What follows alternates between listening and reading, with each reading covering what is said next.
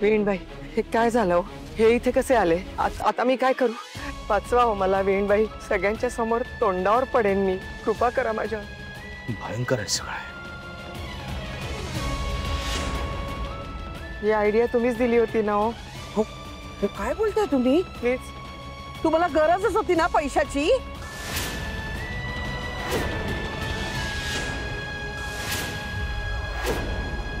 हे असं का बोलताय तुम्ही? मान्य आहे, तुम्ही लग्नाच्या आधी समरकडनं एकदा पैसे मागितले होते, त्यांनी दिलेही होते, परत मागायचे ना. मोठ्या मनाचं आहे आमचं समर, दिले असते त्यांनी पैसे, पण ह्या बांगड्या, अहो हा साधा दागिना नाहीये हो, या आमच्या घराण्याच्या बांगड्या आहेत, कोणी एकाने घातलेल्या नाहीयेत, त्या पिढ्यान पिढ्या चालत आलेल्या बांगड्या आहेत आमच्या. अहो त्या माऊलीचा विचार करा, आमच्या आईंचा विचार करा, काय वाटत असेल त्यांच्या मनाला. या बांगड्या गहाण ठेवल्यात तुम्ही, तुम्हाला काहीच कसं वाटलं नाही देवा? तुमच्या खरंच या बांगड्याने ना मला धक्का बसलाय, शॉक बसलाय मला. हे काय बोलताय तुम्ही? अहो बोलण्यासारखं काही उरलंय का आता देवा? अरे का हा दिवस दाखवलास आम्हाला? लाज जाते आमची सगळी. तुम्ही कसले रडताय? रडायला आम्हाला पाहिजे, आमच्या घराण्याचं दागिनं गेलं, ती माऊली.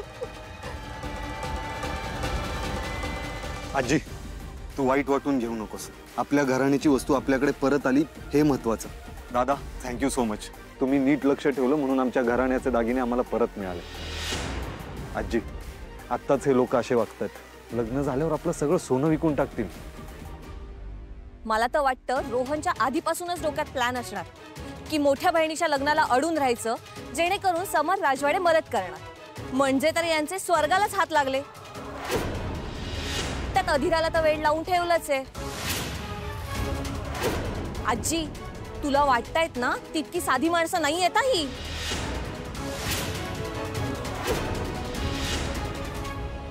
काय बोलतीयस तू? अधिरा, मी आता तुझं काहीही ऐकणार नाहीये. तू कितीही काही सांगितलंस ना तरी या माणसांवर माझा विश्वास बसणार नाही. तू जरा आठवून बघ ना, कोणत्या कोणत्या मार्गाने यांनी पैसे मागितलेत आपल्याकडे ते.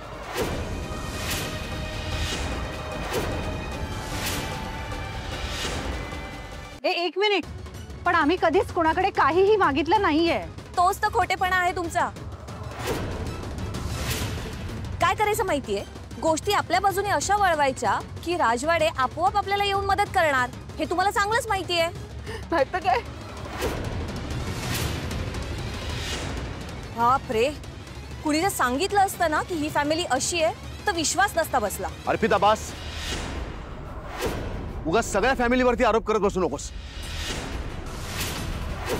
रोहनची आई, तुम्ही बोला काहीतरी. खूप गंभीर आरोप आहेत हे. तुम्ही खरंच बांगड्या गहाण टाकल्या होत्या का?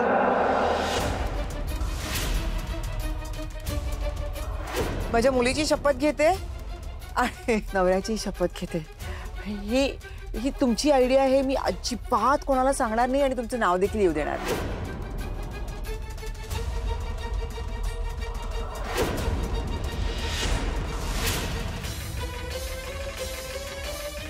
नंतर एक पोरगी आली, एकदम धीट, आणि ती व्यक्ती म्हणजे अहिल्या वेसकर.